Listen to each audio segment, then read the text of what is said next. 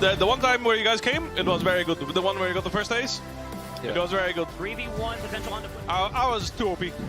They were coping, thinking they could kill me. I had Starks just finished. I had level 11. I was like, there's no way I'm not fighting to the death. into the stun. Enough damage. Jensen follows three. The three-man knockup is not going to matter. As the seismic shove definitely matters. Whipple is trying to zone off Giannis. The backside AP is taken out of the fight. Masu can now just free hit. The rest of Team Liquid are getting eviscerated. Play with Jan. Wait. Har Rocky biegł? Vega next. Ja, Sena jest yeah, marking Sena.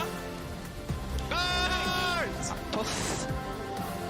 Look, he's level 17. Whoa, wait, the blast gun just punched Whippo right back into APA. He's forced to use the pop-up, so everything doesn't even go off. Jensen! Go forward, yeah. Careful, they're on blood. I ult the Varus, he can't get out. Yeah, kill them all. Kill them all. Varus no flash in the We ult. end mid. Yeah, we end mid. Kill everyone. He's down as well. Make sure he does nice. Go play, guys. Can he survive as the satchel charge puts him backwards? Whipple's looking for one more mauling smash, but he has to chew through the slows of the minefield. And Core JJ's arrows, triple kill for APA. Yeah, we can win. Nice, guys.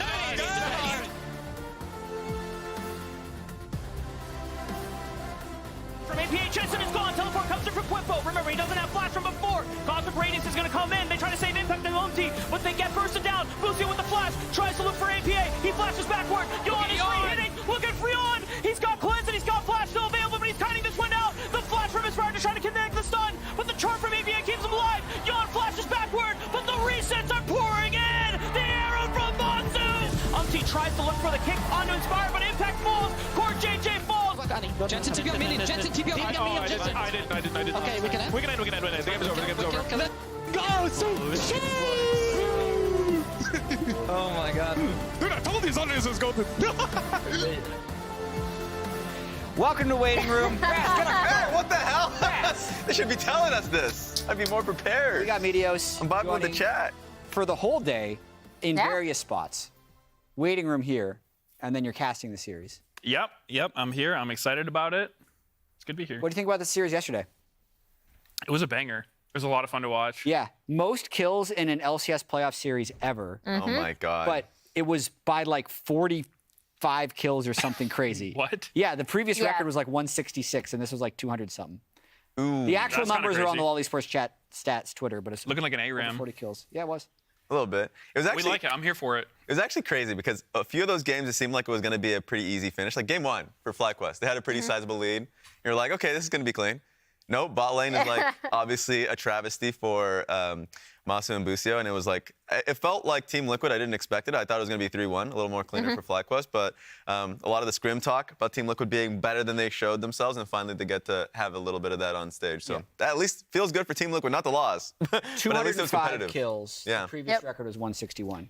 Dude, the banter between APA and Jensen too was like so good because I don't know if it's on the regular feed, but like for co-stream you have the clean feed and you can hear the all chat messages go through. So I hear it and I'm like just sitting there. I'm like, yo, like show me that all chat. Show me that all chat. Like so fun. Yeah, so that win solidifies the upper bracket. Next week's going to be Cloud9 versus FlyQuest. That game is going to be played on Saturday.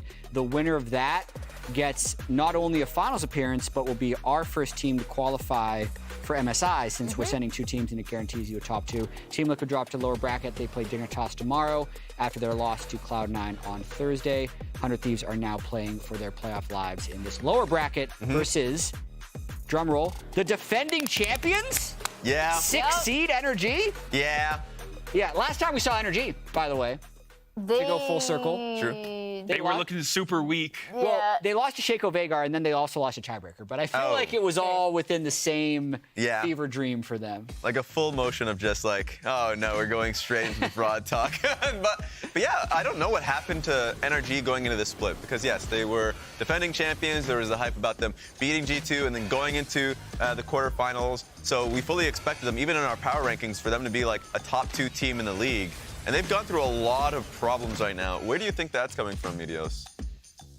It's hard to say. I mean, one thing that I've heard is, you know, they brought in Huhi instead of Ignar, and not to say that Huhi's a better or worse player, but I think it could definitely switch up how they play the game. Because one thing to note is, FBI and Huhi played together on 100 Thieves.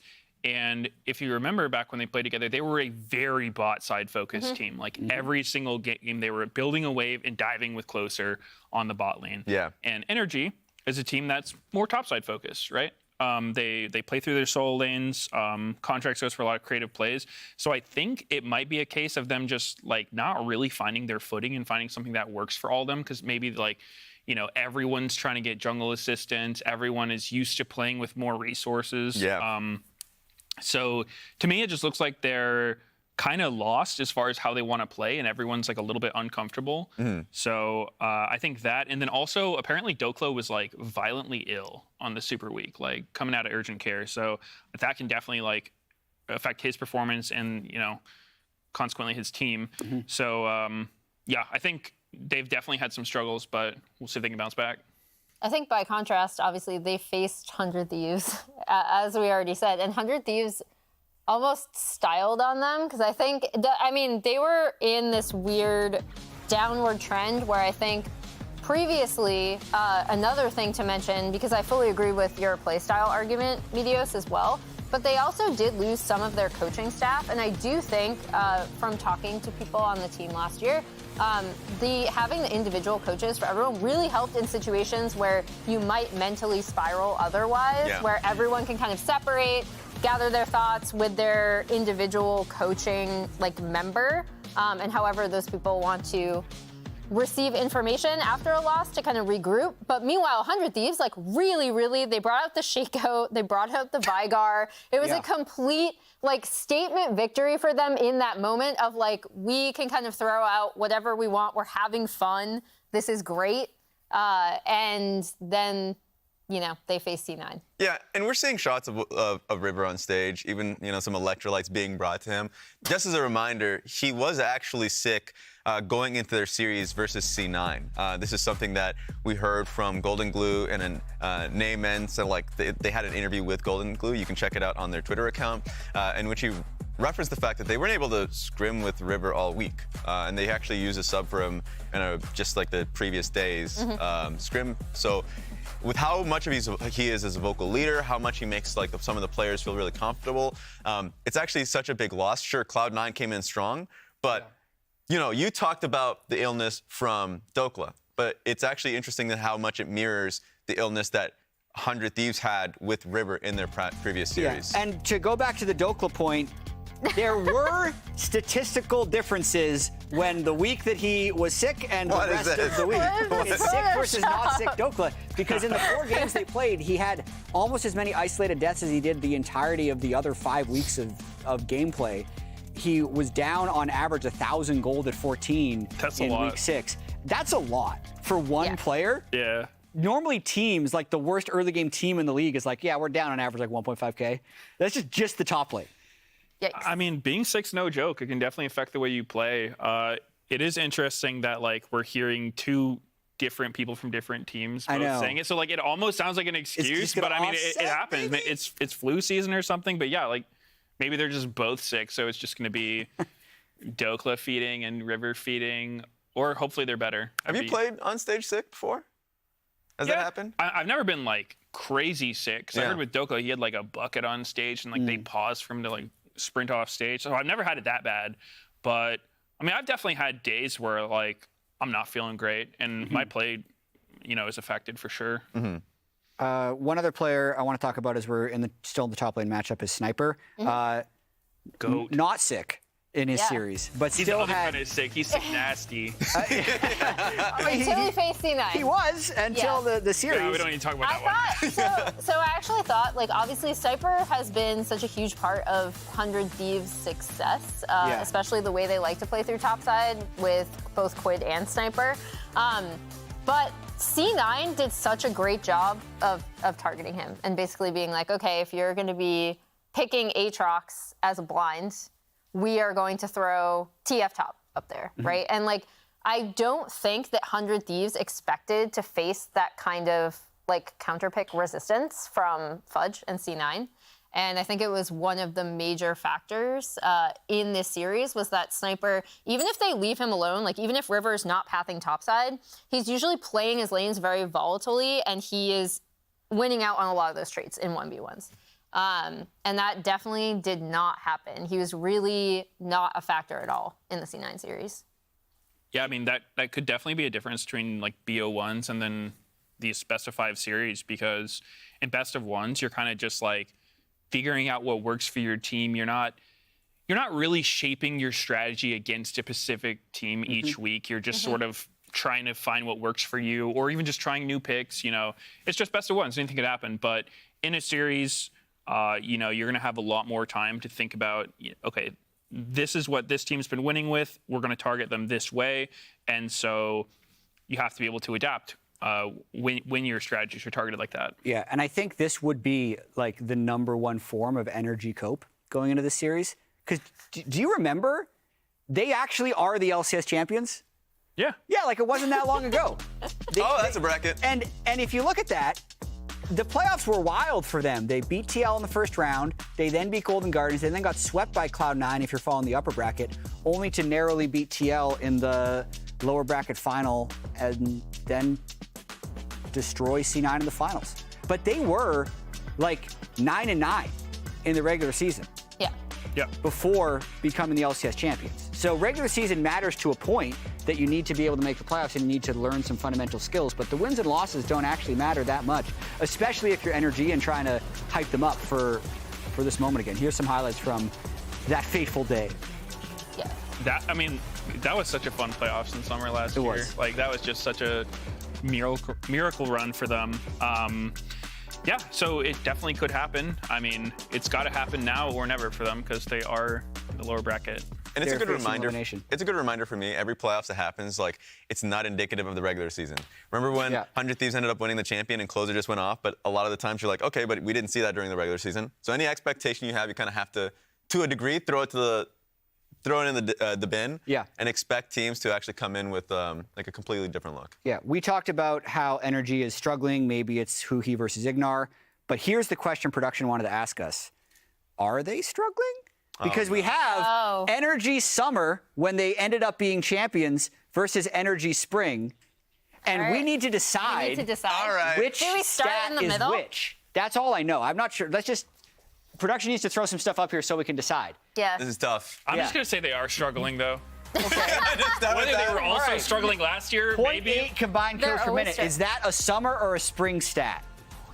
Oh my God. Stand in this is front of your tough. vote. You have to organize yourself. I'm going to say 0.8 I'm going to go in the majority. I'm in this range. They got some bloody games this split. I feel like I'm right. I'm 100% right. What? wrecked, That's Raz. not a difference. Rip, 3 for That's 1. not a difference. Let's go. obvious. So honestly, those are incredibly similar. I feel like that's going to be a Yeah. trend. So a major lead is when they have over 51.5% of the game's total gold, 24% of game time. Yeah, we're not. I'm saying, so, That is a lot of going- numbers. I know, that's a here. weird thing. It's like, how often do they have this major lead? I'm going to say it's the spring. Because they lost a lot I'll of stay one here. games. Yeah, they just lost a gonna lot stay of here the one. whole time. Yeah. 2 for 2. Yeah. Nice Let's work, go. Emily. Raz is unwinnable. This is disgusting. Yeah, but again, exactly the same. You might want to not be on the same No, side. this is crazy. 40% first blood percentage. I feel like they were actually really good at getting first bloods last summer, so I'm staying here. I'm staying here. Meteos You said is- last This is summer. summer. That's spring. Yeah, I think it's. I'll stay I'm here. saying spring. It's this. I Okay, don't- so you just- They I were think better. They were haven't better been in summer. good. Let's reveal. Meteos is not moving this Yeah. whole time. Oh my gosh. Wow. This is actually How does he do crazy. it? How does he do This is it? I crazy. mean, I'm getting them right, but they're all within 1%. Yeah, they're These are all all super guesses. random luck. These are pure 88 guesses. The difference is not even there.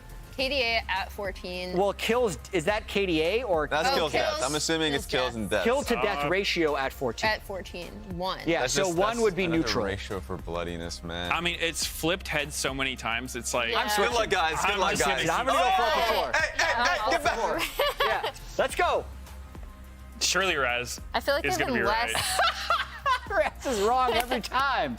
Okay, one more. Again, though, it is showing the story that we wanted to tell. Yeah. Goal difference at 14. I think they're better early game now than they were then. Get your ass think over they're here. worse. Get in here. I Get actually in think here. they're worse. Take the I can't go loss. on Raz's Yeah, side. Take the I'll loss. take the L. Take the He's loss. catching too many L's. Raz is wrong every single time. That's kind of impressive. That's amazing. I don't know. These are coin flips. Why I swear to God. did I join your team? Raz, it's not a coin flip if I got it right every time, right? That is a coin flip. Wow. Some of the differences are negligible. Yeah, but my intuition was always correct. That was a good right. quiz. Thank so- you, production. I don't want to check Medios, the chat for this one. does that game change your opinion? All those stats were basically the same. No, I would just say they were struggling back then too, because they're absolutely struggling now. Like I'm watching their Yeah. games, they're not playing great. Yeah. I think the big difference for me is, to your point earlier, which I really agree with, is when I saw them struggling last year, it was like, we're trying a weird draft, or we're doing something that's like not what we typically do, which is flexing picks between our solo laners and then having a lot of contracts getting really involved early with his lanes. I feel like we've seen less of that this year per se, and a lot of their mistakes have come from, to your point, diving bot, right? Like a lot of bot lane dives where FBI and Huhi aren't on the same page, or contracts has not pathed down that way, or the wave just isn't synced up to where you'd want to actually execute that dive. So hopefully if they do want to play that way, they've worked out how they want to play. But then also, their solo lanes have looked comparatively like less impressive than they were last year. Yeah, and I think a lot of it, if you're an NRG fan here, is going to come down to the experience, the fact that they do have the world's experience. They do have the ability to be at the 5 seed in summer and take it all the way to the LCS championship. And then you look at 100 Thieves, where they had the one really good regular season where they exceeded expectations. I feel like may have ended up relaxing a little bit because they were proving people wrong so much until they had the Shaco Vagar game where they actually just, like, they got so much credit. They got this massive dopamine hit that, like, they've made it. Yeah. And then they come into this weekend and it could actually just be like, by the way, in 3 days, your 10-4 means absolutely nothing and your split is over. There's actually a curse that comes with winning too much, because it reminds me back to like C9 in 2020 when they were just so dominant all year, but then they just sort of forgot how to play the game because they were winning too much and they just missed Worlds, right? Yeah. So I mean, this isn't quite that, but both of these teams kind of had that underdog story where they came out on top, right? Like 100 Thieves finished first this split, NRG won last split, they beat G2 at Worlds. So it's one thing to be the underdog, everyone's rooting against you, there's no pressure, but when you're actually like considered good now, it changes things a lot, and being able to stay on top is actually really hard because it's not like you can just keep looking at teams that are better than you. It's like they're looking at you, trying to figure you out, and you have to stay ahead of that, and it can be a lot trickier. Yeah, absolutely. Also, I caught up with Golden Glue and ThinkGuard before today's games. Here you go. Hey, I'm here with the coaches for both 100 Thieves and NRG for the Elimination Playoff Series today. Similar questions for both of you, actually. I'll start with you, ThinkGuard. It was a rough last few games. How are you bouncing back from that week 6 for this series today? We've been pretty focused on our scrims. Our scrims have been improving over the course of the entire split. So even though we've had a rough few games on stage, our scrim results are just slowly getting better, and we're pretty confident with our last 2 weeks of practice. It's not always easy to lose games on stage, but we do have some experienced players, and if anyone can do it, it's going to be us bouncing back. And Golden Glue, great regular season, but first playoff series was a little bit rough. Now you're in this situation. How do you bounce back? Yeah, we got domed, but I think that the analogy I made to my players, we don't have really like any playoff experience on a lot of our players, and the analogy I made to them was that it was like we played the final boss in a battle and a fight, and we got wrecked, and now we're going back through the lower bracket, and we have to like work our way back up to it. So I think C9 played really well, and I think we're excited for the journey of getting more games and getting more experience through the lower bracket. Okay, quick question for ThinkGuard. As the defending LCS champions, how do you feel about not being called the final boss? It fuels us. We want to be the underdog. I hope everyone's rooting against us, or not rooting against us. They think that we're not going to be able to win today because we're pretty confident in ourselves. All right, any final thoughts between both of you? Anything you want to say before the series? No, Shaco Vagar, we'll pull it back out. It'll be good this time, even better. I mean, I just think it's going to be a banger. It's going to be a 6 set. All right, thank you guys very much. Best of luck today. Thanks to those coaches for taking the time. A little bit of friendly banter. They also just both said good luck afterwards. So they're No, they didn't. They fought each other. They know coaching's a weak role. Yeah. They know this all in the players' hands. Speaking of which, the mid lane is going to be a huge lane to watch here. Palafox, I think, was one of the biggest performers when NRG won their title. And Quid was getting, and will still be getting, a lot of MVP talk moving towards... the voting is closed. It just hasn't been revealed yet. But he had such an incredible regular season. Damage per gold is a funny stat. I guess so, because if you don't have as much gold, you can get a better ratio. You're probably doing more damage, yeah, per gold. I do think the big thing with Quid is he, again, has translated whatever they kept saying they were seeing from him in scrims to stage. And even in the C9 series, where he was like very comparatively quiet, I think people did identify him as kind of the best performer of what was a very bad series for kind of everyone involved on 100 Thieves. So if 100 Thieves are going to succeed in the series, Quid will be a massive part of it. Yeah, and I mean, I've checked the stats prior to it. Quid was usually topping a lot of stats just because of how bloody those games are. So how constant the team fights are, how much 100 Thieves are actually on the winning side of those fights, and how much gold and resources they end up usually pushing into Quid. So like River's ganks will usually go through Quid.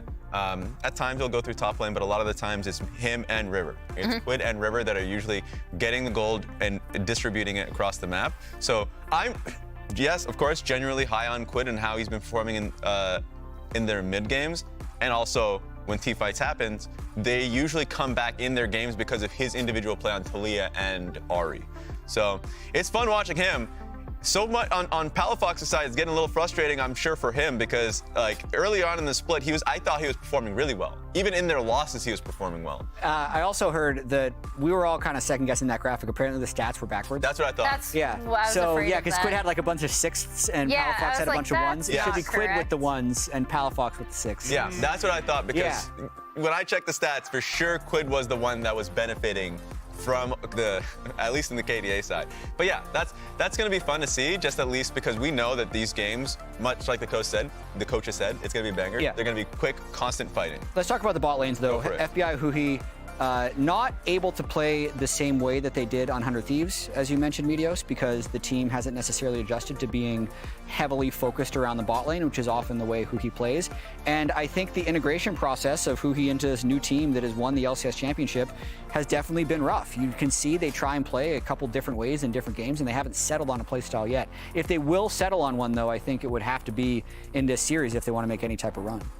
Yeah, I mean, they're kind of out of time as far as prep goes, and we're just going to have to see if they can land on something that they're happy with. Yeah, one thing I do think they are really comfortable with and kind of lend flexibility, because obviously if you remember all the way back, I think in week 1 or 2, Huhi actually won Player of the Week for his performance when they were looking really good. I also think these are the two teams that are going to gravitate towards Senna the most in the LCS. Yeah. And FBI in particular is an excellent Senna player. So yeah, that's something I'll be looking forward to seeing from this bot lane specifically. On that note, we got access to Senna stacking data. Let's go. Yeah, no longer do you have to go through every single game and track it. So this is FBI's average souls on Senna. The games where you're playing like carry Senna or thrown out, these are all support Senna games, stacks at 10 minutes, 20 minutes, and 25 minutes compared to the LCS average. So FBI slightly above the LCS average in all Senna games.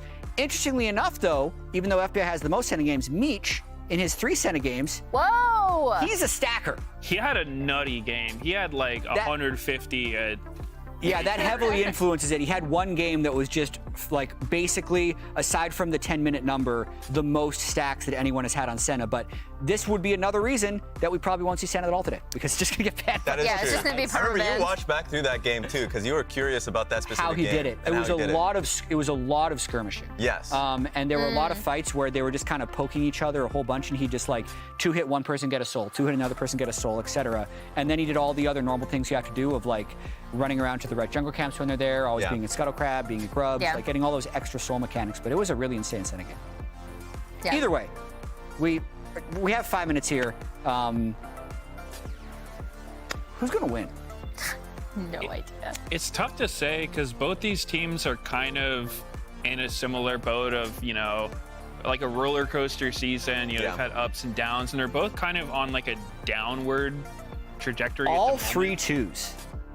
None of us believe one in way or these the other. teams. Yeah, I mean, it's hard to say. It doesn't seem like either one is particularly better than the other. I could see it going either way. I picked 100 Thieves pretty much just because I think that, you know, outside of their C9 series, they've looked a little bit better recently. Yeah. Also, one thing that I really like about this team is they just always look like they're having so much fun when they're playing. Like, specifically Sniper and Quid, even when they're losing, they have like these huge smiles on their face, just laughing. And I love that. I think that's just such a cool part of the game. Like, you know, at the end of the day, you're playing a game. You should be having fun.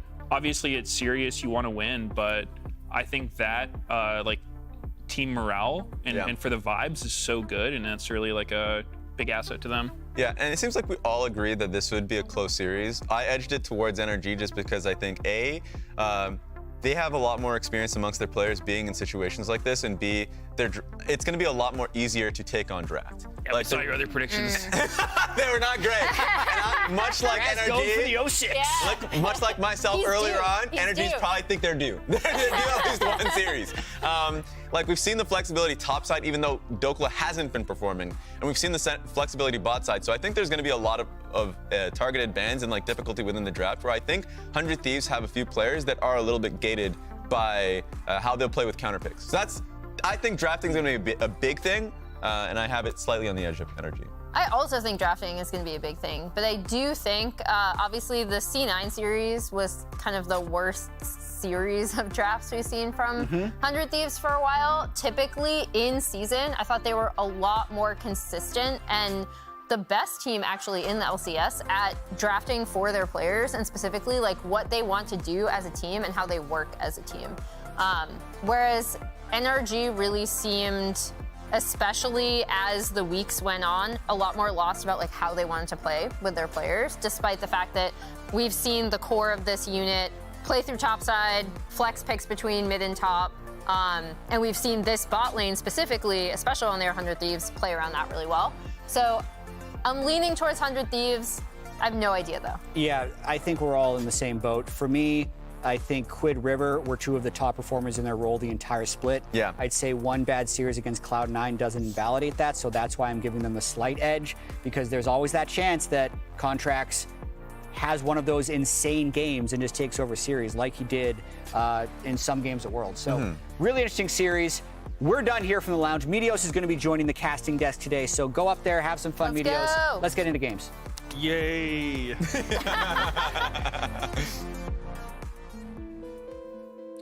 Thursday, March 14th, 2024.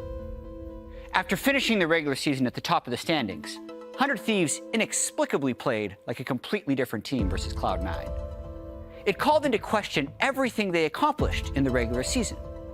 So, I went on Twitter and did some research. Remember, always do your own research, like me. What you saw on the stream was this. But this video was taken the very same day. What the? So I'm at the studio for Cloud900 Thieves, and where the hell are these guys? What's going on? As you can clearly see, 100 Thieves wasn't actually 100 Thieves on Thursday. This proves technology has gone too far to allow this level of deception on a global stage. Did 100 Thieves never show up to their playoff series? Speaking of which, has anyone ever seen Golden Glue and 11-time NBA championship coach Phil Jackson in the same room? Give it a thought.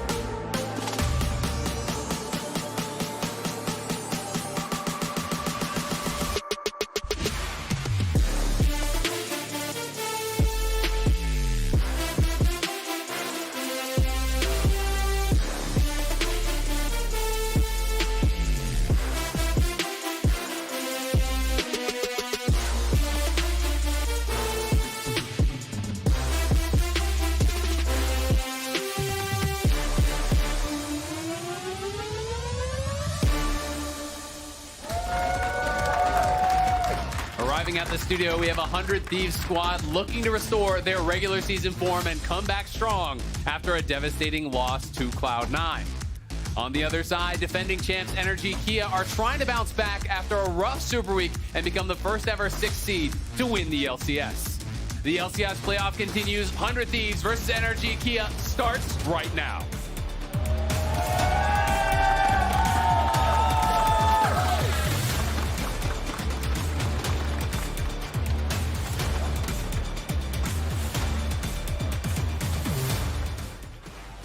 Welcome back to the LCS. It's Azale here with Meteos and Kobe today for a little dive cast. Let's do it. Gonna have some fun. Heck yes, we are. Super excited for this one. Meteos on the mic to see what we can get into in Champion Select. The first thing that caught my mind, though, did you see those binders that both 100 Thieves coaches have behind them? Oh. Usually the coaches will bring up like this little notebooks. You look at the NRG coaches, you know, they're pretty modest with their notebooks. 100 Thieves, though, they have giant binders that look like they're holding... Is it a notebook app? Oh, we can kind of see what's... Oh, what's on there? It's a bit... Oh! Those are trading cards. That's what I'm about to say. They look like a Magic card binder or something. They've got every champion. Holographic Charizard in there. Well, it looks like first page on the binder says ban away the Nico, as well as the flexible Twisted Fate that has been in top lane and been in bottom lane, been in mid lane. So they did not like that matchup versus C9. Yeah, they certainly didn't. Maybe traumatized by JoJo's Nico, so banning it here. It has been a really good tool for Palafox as well, but I feel like Palafox in the current state of mid champions with Talia being so strong, Ari being so strong, Orianna being so strong, feels fine. Senna. Wow, it actually got led through. Analyst Desk had a whole segment on the really strong stacking that Meech was able to do. Yeah, it's Smolder and Senna both up. Likely to see that trade unless they've got something else planned, maybe a Varus, if they want to try to beat her in lane. Yeah, Nautilus already banned out. Oh, they're taking away the Tahm Kench. So Tahm Kench is picked away. Nautilus is banned away. So it could just be, like, you can't just play Senna with a standard lane, but there are also other melee options. Like, people used to play Cho'Gath and even Mundo and various things like that. We've seen Wukong, we've seen Lee Sin, we've seen Seraphine. So there's tons of different options you can play. What do you think 100 Thieves might go to? Because generally in the LCS, it is one of Tahm Kench or Nautilus. I don't even know. I could see... Nerf Flash, no! I mean, we had Huhi on the Wukong. That one didn't work out too well. I don't think it's going to be Wukong. Don't think it's going to be that one. I do like the steal away, though, with the Talia. It's so strong right now, and it doesn't have to go mid lane. River is also a very good Talia player, so could keep it flexible here. Oh, the orange support with the Senna. That has been done as well. Yeah. I don't wish I hadn't seen it, but I did see it. I mean, Carrier's played it on T1 yeah. With like some success, but I think Ornn is actually, he's a step up over playing like Nautilus or Tahm Kench. Ornn, he's a tank, but I feel like he actually takes a lot of games to be proficient on. He's got long cooldowns. You have to combo in a specific way. So I don't think he's the champ you just kind of like whip out first time and do well on. Plus, I always feel like when I've seen Ornn, you know, played with Senna, I feel like he gets punished way harder in lane than some of the other picks. Like Nautilus and Tahm Kench, I've often seen the Orange struggle a lot harder to actually farm well, to be able to have presence in lane, to not get run over. And when you're playing a pretty weak early laner like the Ornn against something like the Smolder, that is a lot of free stacks for the Smolder. We are assuming it is, of course, Tahm Kench support for Hui, so it would be a very safe lane for that Smolder down there. And I guess the question is, you know, can they actually punish the Ornn or not? Probably not, so it might just end up being a farm fest, because Smolder Tahm Kench isn't a threatening lane either. It seems like it's supposed to just going to be who can kind of scale better, who can get more out of it. Yeah, I don't expect a whole lot of action to go down in the bottom lane. Probably just going to be a handshake scale fest, which, you know, I think both these teams like playing through topside and mid. So, yeah, they're saving their top lane and junglers for phase 2. We'll see what picks we get. Yeah, some definitely focus on both sides for jungle right now. I like the Trundle ban against River. Taking that one out, making sure they can't do an easier front to back with his ultimates. River definitely got very sneaky with that champion. They're expecting very clearly the Talia to go mid into the hands of Quid. He has been outstanding on it as well. Looks like Lee Sin was all they're worried about here for contracts, though, and they throw the other bans at what they think Dokla might blind. There's also already a lot of AD jungler banned, right? Because like Poppy can go jungle, Viego's banned out, Trundle's banned out, Lee Sin's banned out, Vi's banned out. So there are clearly so many of these AD junglers already banned out. There are things like Wukong if they want to go towards it. There's things like Xin Zhao if they want to go towards that for an AD jungle. It is going to be Xin Zhao locked in here for contracts. What would you like to see from River? Not Shaco. Not Shaco? No, not Shaco. He was in the game that they won. He was sort of like he was there. He was present on the Wait. But if you delete the blue buff into go feed at red buff, first blood. Yeah, that jungle pathing. If you delete that part, it wasn't that bad. Yeah. He was there. I felt like he did absolutely nothing in that game. He could have literally been jungle Yuumi, and it would have been probably about the same amount of impact on the game. He took some dragons. Jungle Yuumi might struggle with that. He had some good box plays. There you go. There was Jungle Jax.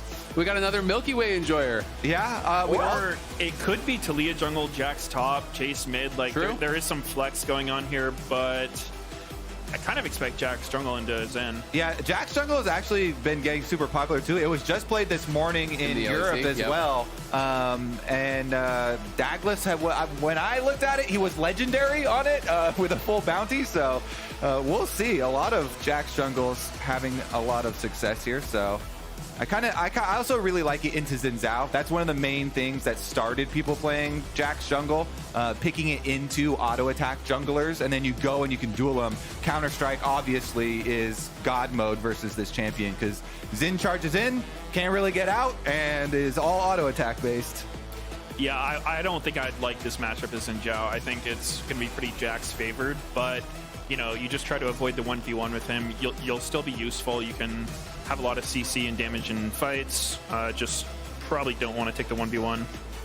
Yeah, this is interesting, right? Because everyone always thinks about Smolder as kind of being that champion that puts you on a timer, that has incredible scaling, but there's insane scaling on the 100 Thieves side as well, right? Jax jungle obviously is a unique case where it can actually scale, play side lanes. Senna scales to infinity. Ornn with Ornn upgrades potentially later on.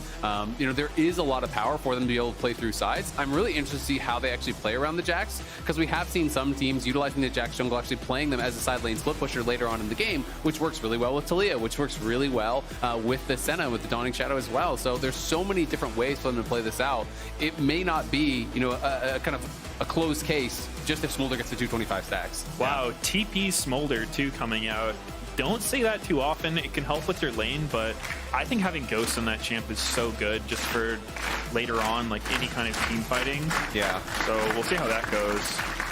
Well, comps aside, I'm just excited to see these two teams get back on the Rift. These are the two teams that had sick players and lost a bunch of games. You know, Dokla, obviously, Super Week was so rough for NRG, but he was in the emergency room right before Super Week, and they are on a 4-game loss streak. Then, of course, 100 Thieves. There were some things coming out about River possibly being unwell during their Cloud9 one. So onto the Rift in the lower bracket in a must-win series here for your playoff lives. Hope everybody is on point. And Meech could be in some trouble here. They're going to flash on him. He's going to have to flash out of there. So trade of flashes. Not the end of the world. That would have been so embarrassing to flash into that wall. Yeah, I was sweating for him, man. That's one of the most common fail flashes. I always pause right at that point just to make sure. I feel like that's the most common. Nobody just runs there and immediately flashes unless you're about to die. But the heart monitor on him would be going crazy. Game 1 of playoffs there. But a little interesting trivia that it's kind of fun to touch on is a 6th seed has actually never won the LCS. So NRG won last split in summer as a 5th seed. They are now 6th seed here, but they are the defending champions who barely even made it into playoffs. They did actually need a little bit of help from Shopify, who didn't have a great last week, to even be able to qualify. So, you know, it's a team that I think the expectations now have really changed, because coming into the split, there was so much talk about, okay, you were amazing at Worlds, now it's time to come and dominate the LCS and really show us what you've learned. It wasn't the case. Yeah, it definitely wasn't, and a lot of the conversation originally was around, because there are increased expectations after having a big Worlds performance and winning the LCS.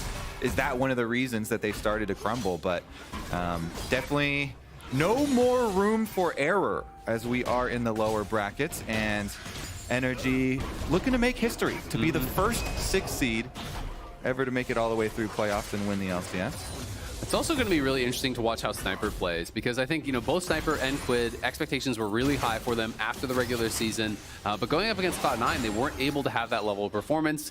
Fudge talked a lot about, the unique picks that he had planned for Sniper, and how Sniper, wasn't able to lose gracefully in those, playing against ADTF and these various different matchups. Now it feels like he's kind of back more in this comfort zone. He's playing Jace, he's playing into a tank. He has the push in this lane, and he's going to be the one who can kind of dictate the matchup a little bit, which is a position he's done very, very well from, because he's been incredible in aggressive matchups.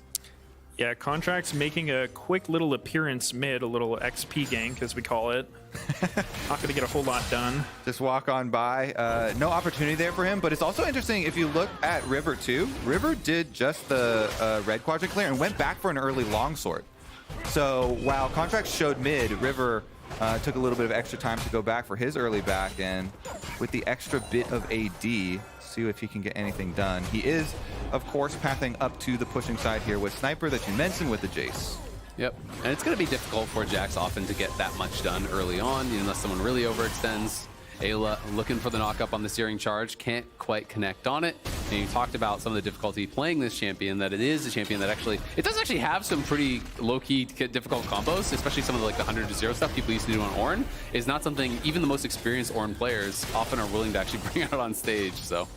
Yeah, I mean, if you see Ornn one-tricks, it's crazy. Yep. Like, you won't expect to die the way that they can kill you. So definitely a high skill cap tank, even if, on surface value doesn't really look like it. Yeah, I mean, the amount of procs you can get of the Brittle when you do the combos perfectly are really, really high. Contract's going to be spotted by this ward as he moves into Raptors. We see Huhi also moving up, and they haven't spotted Huhi yet. River's in the area. Is going to get the bad news very likely, as Contracts will have taken this away, and with Huhi there, sneaky frog. Not much River can do about it. Yeah, this is actually one of the issues with starting Raptors that a lot of junglers have come to realize nowadays, is because Contract started red, which gave him honestly quite a bit slower first clear, but the upside is that your Raptors don't respawn so early, and there's no target, because River actually looked for Contracts' Raptors here, but they weren't up. So now Contracts gets River's Raptors, and we'll still have the Soul Jungle to farm too. All right, bottom side. The stacking wars is ongoing here, as FBI does get an extra one there, hitting Ayla. Honestly, the debate on Senna stacking versus Smolder stacking has been one that's been going on for like a month now with these two champions with their super high priority. Even before the 20-second nerf to Smolder's ultimate hotfix that just now came in for pro play, I really feel like there were still a decent amount of people that liked the Senna as far as being able to make roaming plays. Currently, we're seeing Contracts just take away those grubs, though. No roaming Senna right now. Where are you on the Smolder versus Senna stacking wars? I mean, I'm kind of in the belief that Smolder's just really, really OP. I don't think I would want to play against him, but he's kind of good in the same way that Yuumi was good in competitive, where, it's not fun to play with a Smolder on your team until late game. In which case, it's still not that fun for you, but it's fun for him. So I think he's But then the other team really isn't having fun. Yeah. They have less fun, so it's a net gain. Yeah. Fun is all relative. So I think it's it's not a bad matchup for Senna. Like, she's not going to get punished, which can be her weakness sometimes. So I don't think it's completely doomed, but I would probably rather be on the Smolder side. Yeah, and I mean, the Smolder already stacking quite well early on. That's 37 stacks here at 6 minutes. Of course, it accelerates heavily as you pick up more CDR, get more points in the abilities. So that is a very good clip here early on. But it's just so easy when it's a farming Ornn. Every single time this guy is stepping forward for minions, if your support is there, you step forward, you Q him on cooldown, you're really accelerating your stacks. And by accelerating your stacks, it just becomes multiplicative, because you get the AoE earlier, then you hit 125 earlier. That just makes it easier and easier and easier to continue accelerating those stacks. Yep, we did see 100 Thieves pick up the early dragon. Yeah, River in trouble though, as Contracts is going to flash in. River going to have to pop the counter-strike, try to back off. Huhi now separated from the team, but it's Palafox going to come over the wall with the Spirit Rush, and River's on the run. Can he actually get out of there? The Charm going to connect on Meech. Meech is going down, as is Ayla, and Palafox is even going to get River. It's a 3-for-0 start for NRG as they collapse, and the much faster roam from Palafox makes all the difference. Yeah, mid-diff right there. Palafox had it pushing. He's heading down the river. So So Contracts does a really smart play, and he flashes in for the Q3 knockup before River has time to react with his counter strike. He gets that little bit of timing there. The delay allows Palafox to come down the river, join the fight, and they chase them through. 3 kills for NRG this early. Just look at the minimap right now. You see the Ahri leading first. There's the flash I was talking about. Gets the knockup on River. River kind of gets baited in, walks a little bit even further up, and so Palafox ults over the back of Dragon Pit, and then 2 of these kills reset him, so he gets 2 more charges on his ultimate. Those 2 charges allow him to dash into the tower, get the kill, dash back out as well. It did seem like there was a little bit of miscoordination on 100 Thieves there. River, he didn't immediately start running when he was flashed on. I think he either didn't realize Ahri was first or he expected to lead a match with ult. But either way, huge fight for NRG, especially with a Smolder. Like, just getting that kind of lead in bot lane is really what you like to see. Yeah, it looked like he really wanted to punish Contracts for flash queuing on him and be like, what? Are you kidding me? Yeah, I still have my counter strike. He really wanted that stun, but got really baited up there. And Contracts is back out. Now in some trouble here. This could be an easy dive. The Pathmaker going to set it up, and there goes the all out. Sniper going to try to flash back to the tower, but it's just to die. Now can Quick get something back here? Nice flick back, and Palafox will fall in the exchange. We'll see if he can follow up. There's the flash forward. He wants to keep going for it. Dokla and Contracts trying to get out of there. Dokla just trying to buy some space for his jungler. Will be successful in that. Wait, He's roaming up, though, and he does have heal, so maybe there's an angle to try to turn around. They're going to see if they can get FBI, though, on the bottom side, potentially. Yeah, Quid might be in trouble here. He flashed in a little over-ambitiously. There's the flash from Huhi, and he is going to land this slow, and now there's no flash, but good sidestep on the wind becomes lightning. Quid gets the bonus move speed, will get out. River going to be able to push FBI back. Won't get a kill. Now going to be starting to feel confident and think to move back there, but at the end of the day, at least you're going to deny some farm and some stacks from the Smolder. Yeah, I mean, the Huhi roam getting punished right now. They're going to get some turret plate money. River takes away a bit of the blue quadrant of their jungle as well. That was 1 turret plate. Yeah, now thinking better of taking that blue, maybe deciding, yeah, it's a little bit too greedy, so they are going to back off. They don't know exactly where Xin is heading, if he's coming straight down towards the blue quadrant to defend that from base. And the Malignant's already done now for Palafox, so he's going to have super low ulti CDR. We did see 2 different variations of this build yesterday. It was Malignance into Lichbane on one side, and then we saw a Malignance into a Horizon Focus on the other side for the higher burst. Which build are you kind of more of a fan of? I really like the Lichbane one. I think that it gives you so much threat without having to use your charm. Like, you can just WR at people. Palafox in some trouble is going to have to ulti to safety there as River did jump forward, but you can continue.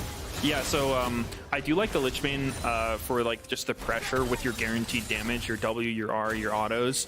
One thing that I think Sneaky pointed out yesterday when I was talking to him about it was that I think in competitive Horizon Focus actually has a lot of value with the vision you get. Yeah. Because, you know, in fights, that is hard to quantify. Like, you just hit somebody and all of a sudden you can see into all the bushes, you see everybody. So I think Horizon Focus is also a really good option, but I'm personally a little bit more fan of the Lichbane. Yeah, it's kind of like maybe higher risk, higher reward, right? Because if you hit the charm, you know, there's a lot of value, but if you don't, obviously Lichbane's kind of guaranteed value like you're talking about. Yeah. It's been so good this season, actually. Lichbane's been nerfed multiple times. Still really, really good, though. As we see Contracts heading down, clearing back out the rest of that jungle and the nice blue buff that they did leave behind. Because they didn't have full information. Dragon is spawning, though, so looking at the setup here, and NRG, despite that 1 extra kill being given back over, still really happy about this early game. Should be an easy pull for them here. Meech actually doing a good job getting some souls off Raptors. This is one of the best things for Senna. Follow your jungler around, especially on the camps that have a whole bunch of monsters in them, and they're going to contest. Yeah, that seems a little risky by NRG starting this up. Contract's going to get knocked up, and the seismic shove going to get flashed out. River avoids it, but he's low, and the TP's going to get canceled on top side, so Dokla can't actually join. Here comes Mom over the top from FBI. Can't quite finish off the kill onto River, but the charm's going to land on Ayla, and that'll force the flash out from him. Very back and forth fight here.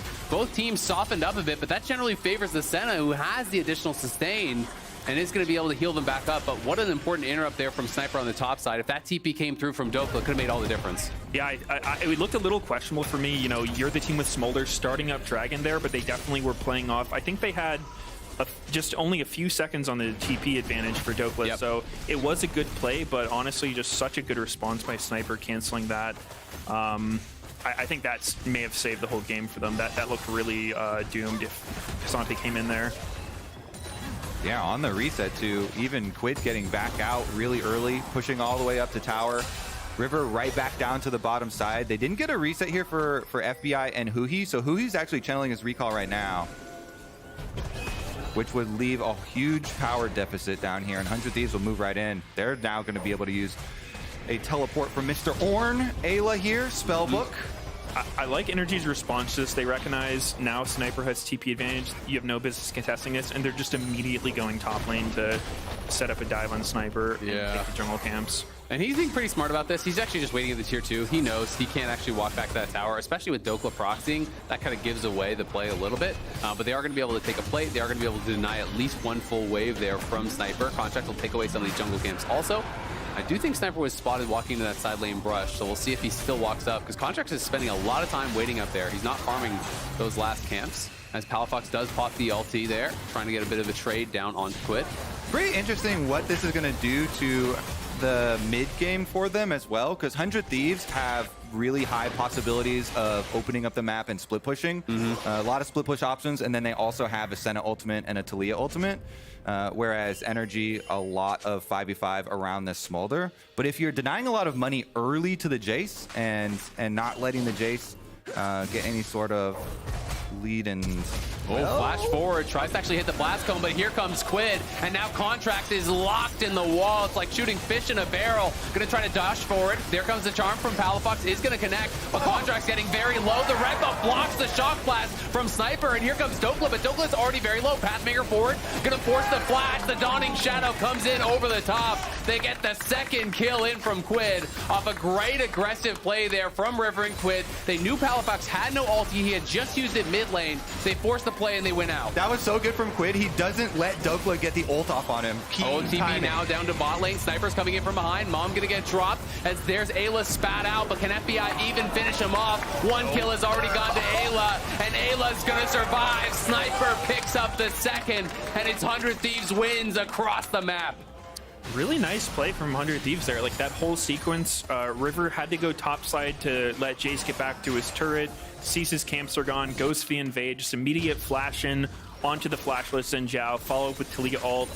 Just really good heads up play, like recognizing all their opportunities here. Yeah, that was actually crazy. Really good placement on the blast cone, getting him right in to the alcove. And then, yeah, Contract just fights his way out because there's no other option here. So they do get the counter kill, and Dokla wants to come in and get the ult onto Quid. But look at this. Flashes away as Dokla gets stunned going across the rocks, so he can't get it off.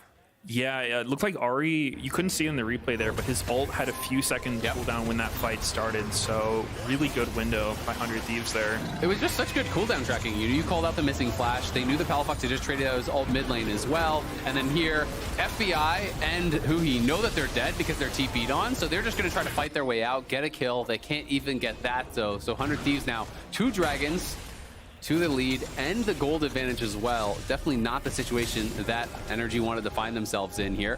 Quid, though, going to get spotted out by Contracts. Wind becomes lightning, does connect, and he's going to flash over the wall, dodging out on that. The seismic shell's going to push him back, but is that even going to buy enough time? Quid does pop the phase rush, will be able to get out of there. So at the end of the day, it's just a bit of a chunk for the flash. And now Dokla here in trouble, going to use the all out to try to get back to safety as the TP comes in here to reinforce.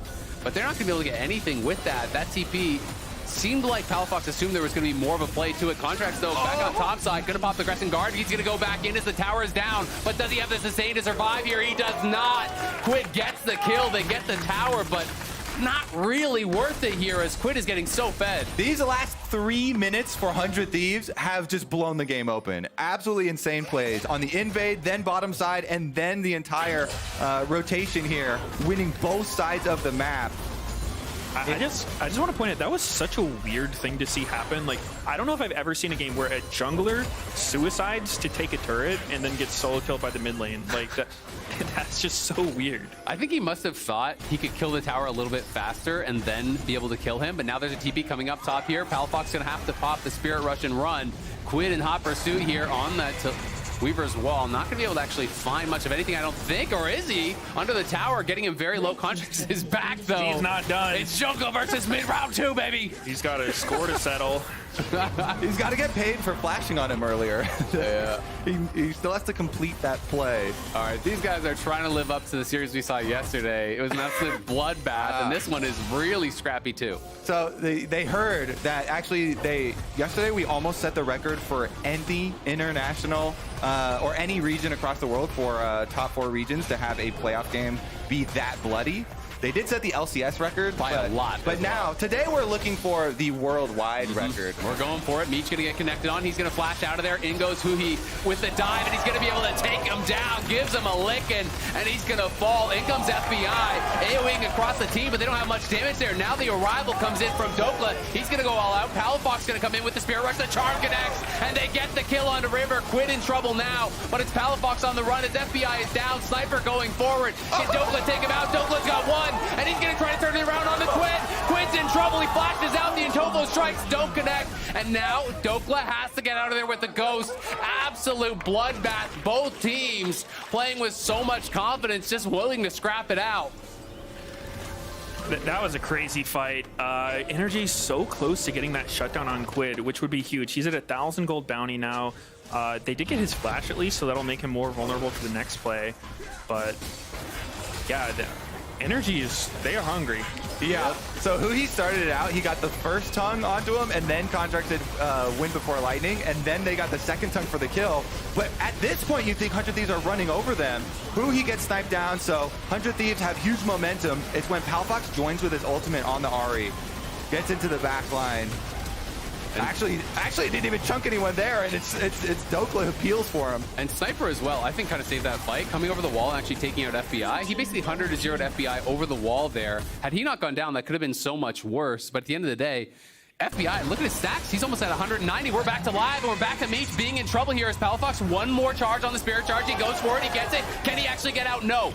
River and Ayla able to take him down. Contract still on the Dragon. Sniper on the flank position, but he's going to get jumped on. Here comes the dive. It's going to knock him up as FBI reconnects with the team to take down Sniper. And now River's in trouble. He's going to go down next. Contract has got the Dragon. NRG has got the fight. And this one is explosive. 100 Thieves are 2K in the lead, but we're almost at 200 stacks. We're not even at 20 minutes. FBI is going to have 225 so fast. I think this is going to be the fastest we've seen it in the LCS. That was such a good play for NRG there, because not only did they win the fight, they got the Dragon, which the difference between being on soul point or not in this kind of game is monstrous, right? 5 minutes with a Smolder is a really long 5 minutes. Like, he will ramp up a lot in that time, so I'm very surprised Palafox got this kill. That was pretty impressive. Yeah, he missed the charm initially, and so he was like, you know what? I just got to full send it. He goes into the back. At least he gets the 1-for-1. That's kind of been NRG's motto this game. They're just perma-full sending it. Yeah. I feel like both teams. You know, we kind of turn LCS into the Coliseum. It's just all fighting all the time here, baby. Fight, fight, fight. I mean, this is sometimes one of those things that happens when both teams are really confident in their hands, when both teams feel like they should be able the ones to be able to execute. It just kind of becomes this scrappy series. And the one without a death in the game, the one clean one here with all of the bloodiness all around, is Quid again. Full stacks bounty that you mentioned before. If you can get that kill, that is a huge swing. Then all of a sudden, not only did you get the Dragon, you stop their stacking, you chop down a bit on the gold lead, and you have a Smolder to rely on with the 225 really close. But if you can get that 1,000 gold kill onto Quid, that might even just wrap it up. I mean, when Quid's that rich, though, he can hire bodyguards. He's paying his teammates to keep him alive, but FBI gonna have to flash out from the seismic shove. The horn gonna get called. Does land the knock-up, so it's a strike, but not gonna mean too much. They do force out that flash, though. Yeah, the Quid's kind of got his work cut out for him this game, because if you look at pretty much everyone else in 100 Thieves, Sniper's doing all right. River is very behind. Senna's also pretty under-leveled, not stacking very well. You know, Meech had super good stacking stats previous to this, but something about the way this game's played out has just kept him from doing that. There's 225 already passed there by FBI, so now Smolder online before 2130, I believe it was, or right about 2130. That is very fast or competitive. Yeah, I would be a little worried if I was 100 Thieves here. No I think, you know, the Jax, jungle, the orange support, I don't have a ton of faith in these picks. I mean, especially just because Jax is behind, but it's going to be hard. And they have a Tahm Kench to boot. So your Smolder is not only going to be powerful and executing people, but has so much safety.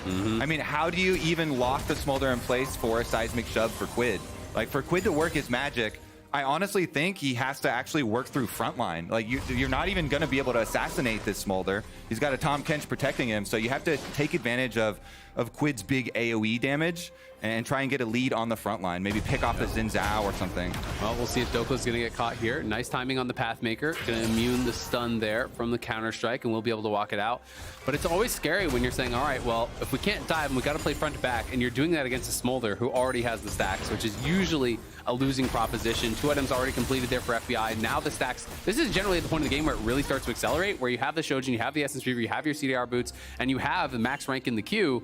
Your stacking gets crazy. They're going to put a mid lane. You can see he's taking Raptors now, so he's going to start really accelerating this. This could be like a 400 stack game, honestly, for Smolder. I will say, as far as our evaluation of the Ornn support, and not wanting to see like a first time slap it down, Ayla's been a good Ornn support, and that Ornn ultimate could be a game changer. Like that could be the ray of hope. In comes Quid. They're going to look for FBI. Remember, it doesn't have the flash, but good sidestep, and is going to be able to flap to safety. Contracts now. Playing around the side, does connect on the wind, comes lightning, but thinks better of taking it in. Palafox was moving over. You can see Dokla's moving over to the team. No one's actually answering that wave in bot lane right now for NRG, so Dokla will go back towards it. Wanted to threaten the roam down, but that pink ward spotted them. And I know that's one of those things that coaches always get frustrated by when someone keeps walking back and forth past a pink ward and not being able to actually spot it. That one over by NRG's blue buff has gotten some pretty good value on Dokla walking past it a couple times. Yep, a lot easier when you're not in the game. You can see where the word is, but of course. In the game, you don't always walk through every bush. But it would be good to check at some point.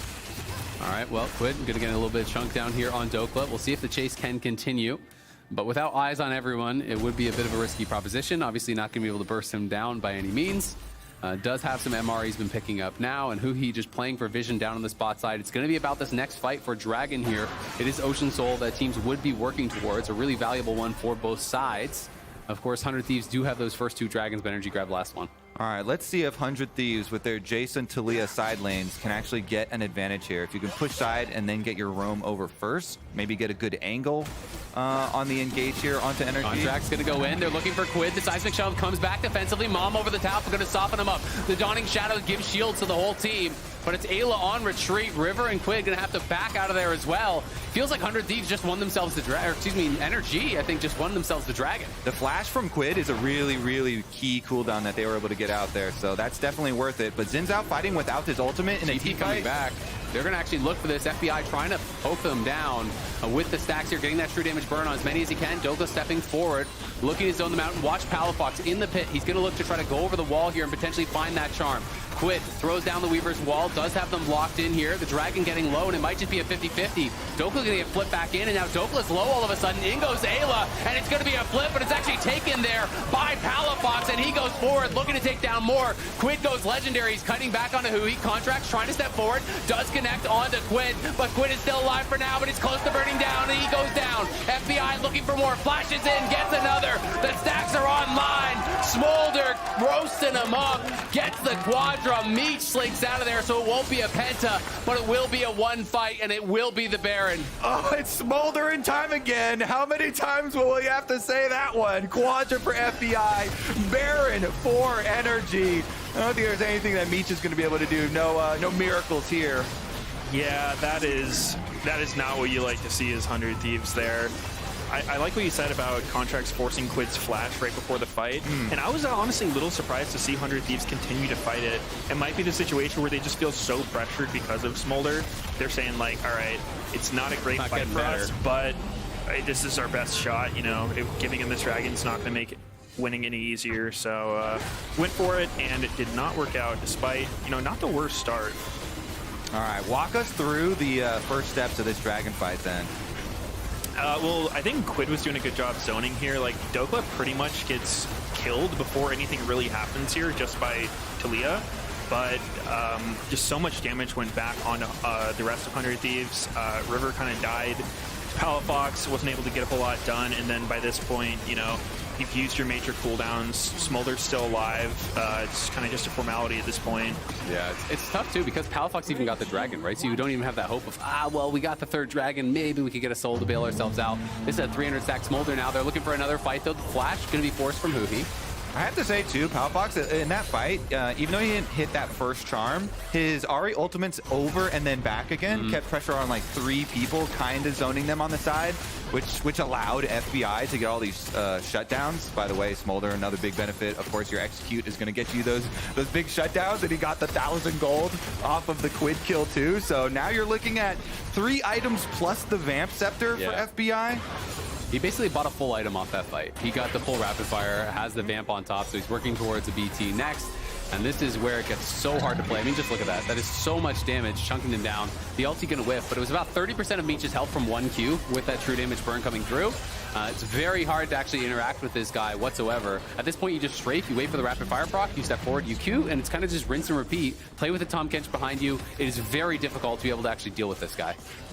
Yeah, I do like this, you know, the draft for NRG is kind of coming together here, taking away that Tahm Kench from Senna, pairing it with Smolder, because, I kind of expect 100 Thieves to start looking for some, like, low percentage, desperate-looking plays at this point, because I don't really know what they can do other than that. You know, just go for something. I don't think they have a clean way really back into this one. The Smolder's just too hard to deal with. He's got a Knight's Vow on him. He's got a Tahm Kench ready to eat him. It's tough. My favorite play right now is try and send literally 4 or 5 people into one of the side lanes and just send every single person and try and get 1 kill. Even if you open up mid and you lose a tower during it, you're probably going to lose out slowly to the siege anyway. So just throw the Hail Mary, send everybody down a side. NRG just aren't really taking any risks, though. You can see no one in the side lanes is stepping very far forward. They're happy to just slowly chip away. They're playing through 2 lanes, or excuse me, 3 lanes, with contracts kind of bouncing back and forth between mid and bot. Yeah, I mean, I say that, and then it's like, Cassante and Ahri, good luck catching those champions, 2 of the most mobile in the game.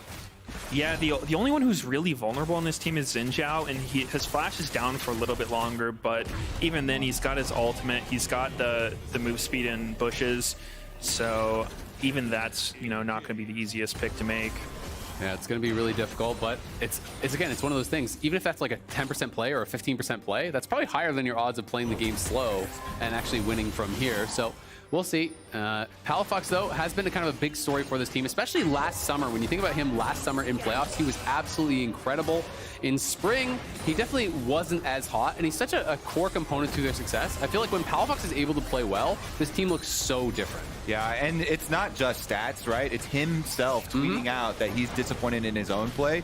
I saw not 1, but 2 times this year, Palafox tweeting out he was so disappointed and he felt like he played literally the worst game that he's ever played in competitive. So, he's feeling it also. The team definitely had a rocky spring split here, but the 4-1 split push right now with Palafox on top side looks like it should work. He's almost up at the tower, 1 more wave, and should be able to get to that top tower while the rest of the team holds mid. I just feel like NRG is such a confidence-based team. When they're doing well, it can really go well for them. 100 Thieves faster to this dragon. They're going to be the ones bursting it down here. The TP's coming in from Palafox, but will it be too late? Mom going to get called over the top, but River does secure the dragon, and now the fight's going to break out. River pops the counter-strike, stepping back. Sniper already getting chunked out here. Dokla as well, though, and Contract's getting low. Palafox has arrived now, though, and he spear rushes over the wall. The charm's gonna connect, and Meech is just gone. Dokla getting low on the other side, but it's Smolder in time. Here comes FBI, takes down another kill as Quid's gonna try to flash out. Contract's pushing forward. Smolder needs to reconnect with the team, though. Now he has arrived, and there goes another kill towards Contract. Sniper low, and Quid low. Sniper's got nowhere to go. There's the easy finish for FBI. Dokla pushing forward. I don't think they're gonna be able to get Quid, but it's another 1 fight here for NRG. The light at the end of the tunnel, maybe. 100 Thieves got the dragon. It was a little bit of a weird play coming in, because to me, I actually thought NRG was going to be okay just giving the dragon, let Palafox split push.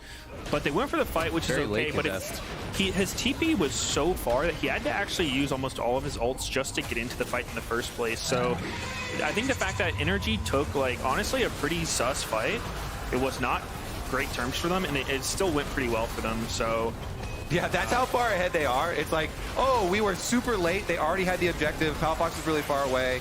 But then he charges over the wall and does get the charm and insta-kill onto Meech there. So, you know, with that advantage, they're able to push it forward. Here's where it gets a little dicey, because they kill Palafox, and then Smolder was stuck in the Dragon Pit. So the rest of NRG look behind them like, oh, we're chasing them down, we're getting all the kills. Wait, both of our carries weren't quite there, and it takes a while for FBI to actually get there and clean up. This is some of the power, though, kind of demonstrated there from Smolder. You know, the first couple of Qs, there were 3 or 4 people from 100 Thieves that got hit by it. You have to be so careful about how you're positioning, because if you're in a line, that cone splash that comes out applies the true damage burn to everyone. He's doing thousands of damage per Q. It is insane how much it's going to do, but they're going to jump forward onto Huhi. River looking, the ulti's gonna get called, and Contracts is gonna go back in with the Crescent Guard. Knockback from Sniper means that the flip back won't actually connect, and I think the fight will dissipate from here as Palafox is moving down to the team. But 100 Thieves just know they're in desperation mode. They're gonna keep trying to force fights everywhere they can. If I'm NRG, I would happily take these fights. I think at this point, if NRG takes in a fight on even terms, there's almost no way they can lose, barring some complete disaster. So, I'm a little surprised to see how much they're looking to split instead of just group and fight. Yeah, I think they force Baron now for sure. They just popped the Sterix from River, and then they're going to be starting it up. Cancels his recall. So River's here with no Sterix active, and he has a little bit over 50% HP. Possible to steal too, so they want to play it a little cautious here. Yeah, they're going to be able to push them off, and now I think 100 Thieves should just go push out mid, threaten that tier 1, but they're going to be starting it back up. River knows they're on it. The Blast Cone is available. He's going to ward over the wall, get some eyes on it, but this is a difficult fight for them to approach. Look at Palafox moving around the bottom of your screen. He's going to look for the flank angle here.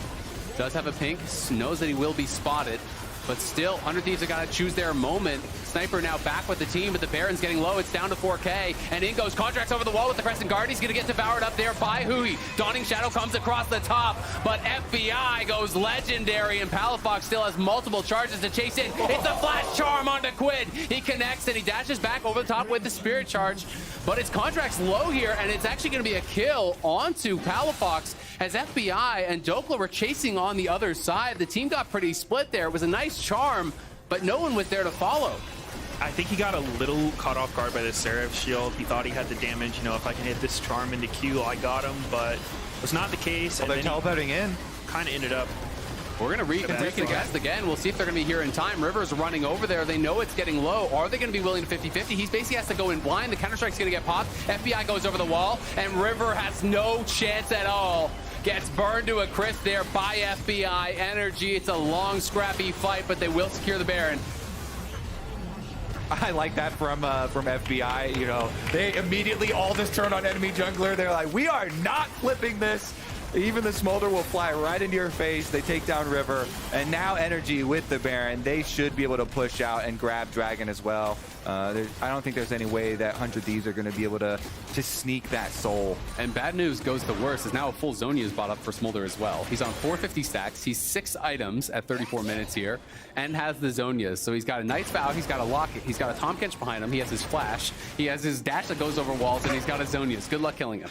I don't even know if he needs the rest of his team at this point. I kind of want to see him go for the 1v5 at least, you know, just have a little fun with it. Yeah. Well, on the other side, definitely been a bit of a tough one for Meech and Ayla to really have a big impact on this game. The Ornn upgrades have come through, but it just hasn't really mattered. Contracts, though, looking. Spirit Rush over the wall there from Palafox. They're going to try to connect, see if he can find a charm on a critical target. Ayla's trying to block, but there's the charm onto Ayla. It just doesn't even matter. He's a tank, but he's gone anyway. Smolder deals true damage. NRG are pushing forward and looking to finish this one up. They've only got that one cannon minion, but the next wave is coming through, and NRG are not going to be stopping here. 100 Thieves have got to make a miracle happen, but I think God ain't listening on this one, as FBI is going to push forward, looking to just splash that true damage in onto Quid. You can see him already getting low. River's got to try to look for some sort of an angle if they're going to hold here. The towers are going down quick. There's Dokla to get Seismic shoved back in. Pathmaker brings him to safety. They will clear out the wave. The fight going to dissipate for now as Meech is trying to just poke them down and make something happen, but NRG are just going to reconnect with another wave, and they can actually just head over to Dragon. Yeah, we saw those Smolder Qs doing, I don't know, a quarter of Quid's health, just getting clipped from like across the screen. That's not easy to fight against. They're definitely going to need some kind of miracle play.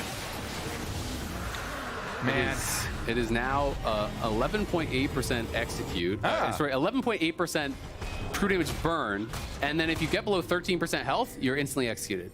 That's almost an Elder Dragon. He's at 480 stacks. So I don't know if you saw that poll that just got put up by LCS. Do you think that Smolder will hit 500 stacks this game?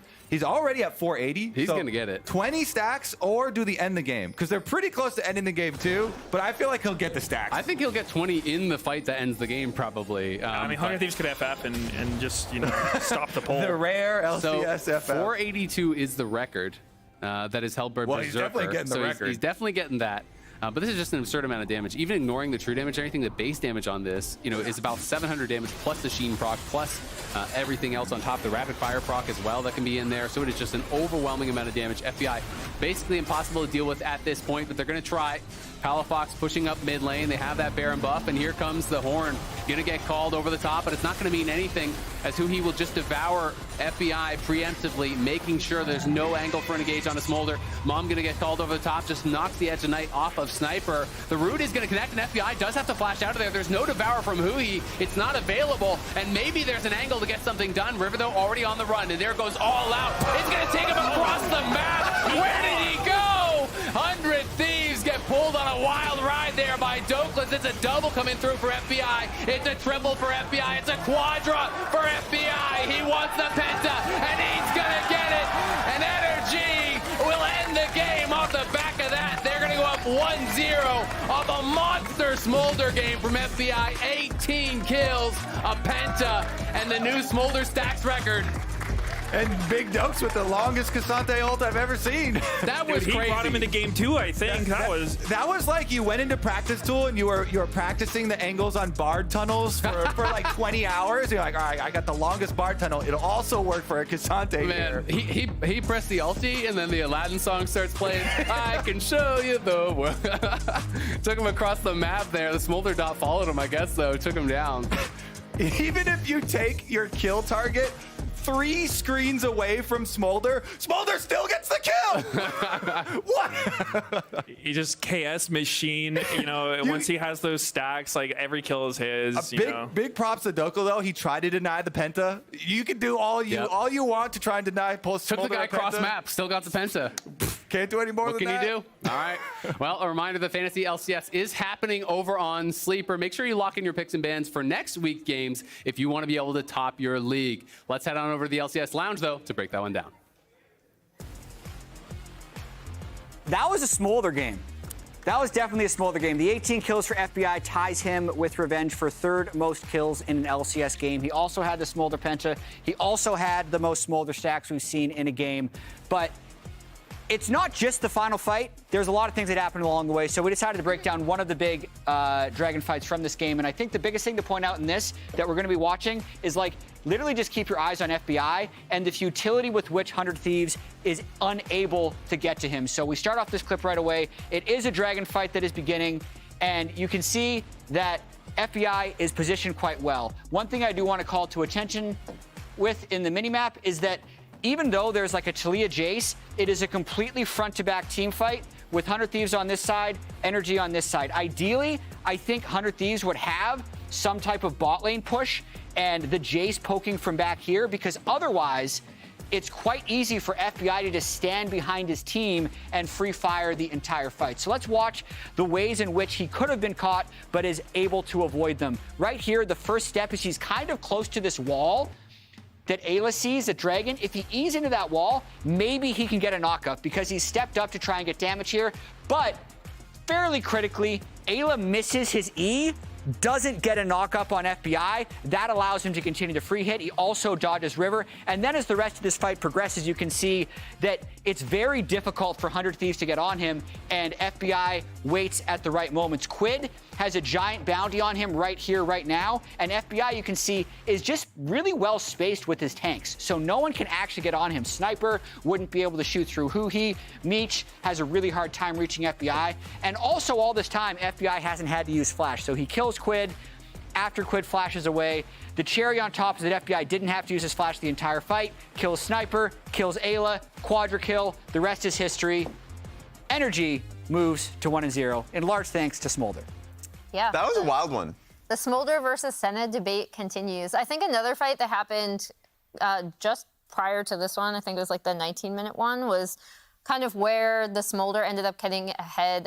Palafox gets onto Meech, immediately kills him. Contracts is able to get Sniper trying to like flank around the side. And so a lot of these setups, were enabling the Smolder to have the fastest stacks to 225 as well. So not only the most stacks, and Smolder completely taking over the game, getting another pentakill, but also the fastest that we've seen in the LCS this year. Yeah, and it reminds you of why he's like banned regularly in the LEC, in this region as well, or at least why people are oftentimes just really afraid of going up against Smolders, because it's not even the fact that if the player is proficient enough on the champion to stack it well and play towards camps and just play and the team playing slowly around him, but also if you make a mistake early against the Smolder team, that's an easy stack. Now you're stacking on champions in lane too. So like the early mistake that we saw from 100 Thieves bot side that put Smolder and NRG in the early lead, FBI kept. He kept to, like, of course, farming his own lane and farming Qs off champs, and this is where they ended up getting to. And as you know, I'm a Senna enjoyer, right? Like, I really appreciate the flexibility that she brings to a lot of drafts. I appreciate the way that you can play with her, but I do think if 100 Thieves are going to pilot the Senna again, or I've also been critical of NRG's Senna piloting as well, they do have to move her around the map, right? Like, they have to make the most of some map pressure that she can provide, especially around grubs. Yeah, and let's zoom out a second. NRG wins the first game. Yep. Their losing streak snapped. Let's go! Their 4-game losing streak over. 100 Thieves is still yet to win a playoff game.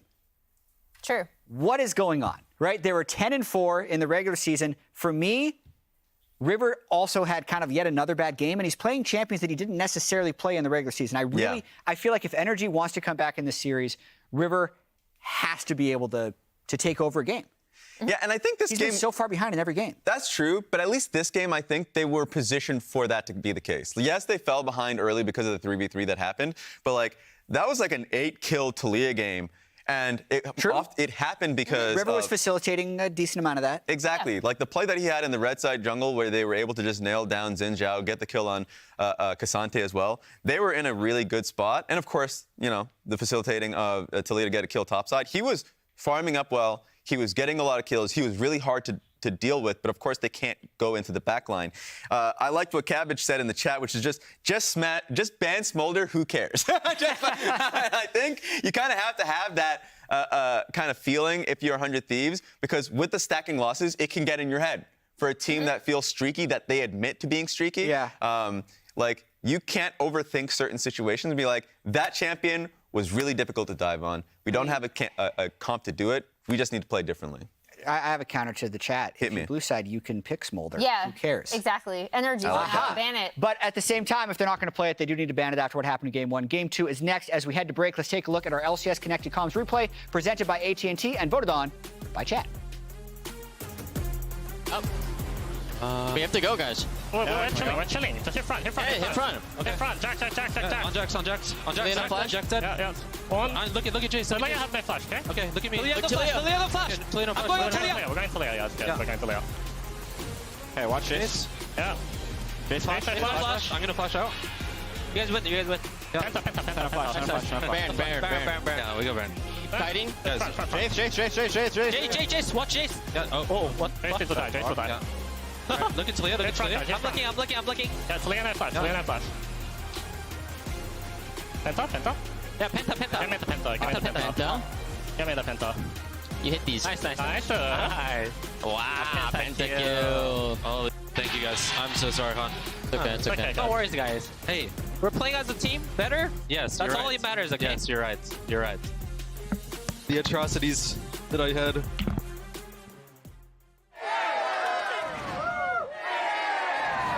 Red Bull gives you wings. There he is. It's right there.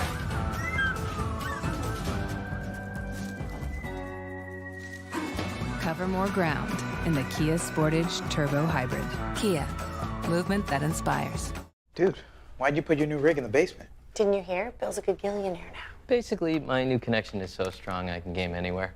Check it out. We've got Gamer Rocker, Gamer Floaty, Gamer Couch. Whoa. It's got wheels. Gamer Bench, Gamer Throne, and Gamer Mower. What's that? It's hard to game while walking downstairs. I get it. That's smart. Live like a gagillionaire with low latency everywhere. AT&T Fiber with All-Fi. Look what I've just made. The perfect pearl. Not too bad, but check this out.